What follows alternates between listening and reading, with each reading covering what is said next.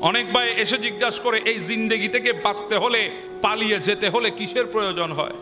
আমি তাদেরকে বলবো, জিন্দেগি থেকে যদি পালাতে হয় তাহলে মৃত্যুর প্রয়োজন। এখন যদি বলেন কি করলে মৃত্যু পর্যন্ত পৌঁছানো যাবে, আমি বলি অপেক্ষা করলে মৃত্যু পর্যন্ত পৌঁছানো যাবে। আর ওই অপেক্ষায় কিভাবে থাকবো?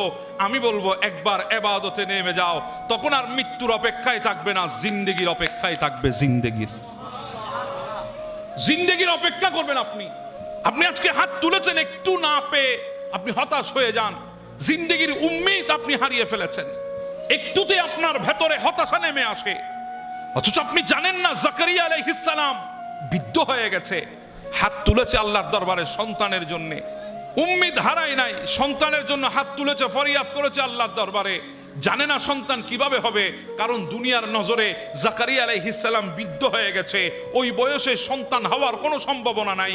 এরপরেও জাকারিয়া আলাইহিস সালাম আল্লাহর দরবারে হাত তুলেছে। কেন জানেন? কারণ উনি বুঝেন যে আমি যার দরবারে হাত তুলেছি, আমার অবস্থায় যা হোক ওই রব তো সর্ব অবস্থায় দিতে পারে। হযরত ইউনূস আলাইহিস সালাম মাছের পেটে বসে আছে, উম্মিদ হারায় নাই, হাত তুলে আল্লাহর দরবারে প্রার্থনা করেছে, ফরিয়াদ করেছে রবের দরবারে। জানে না কিভাবে বের হবে, কিন্তু এইটুকু জানেন যার কাছে হাত তুলেছে বের করার জন্য তিনিই যথেষ্ট। সুবহানাল্লাহ।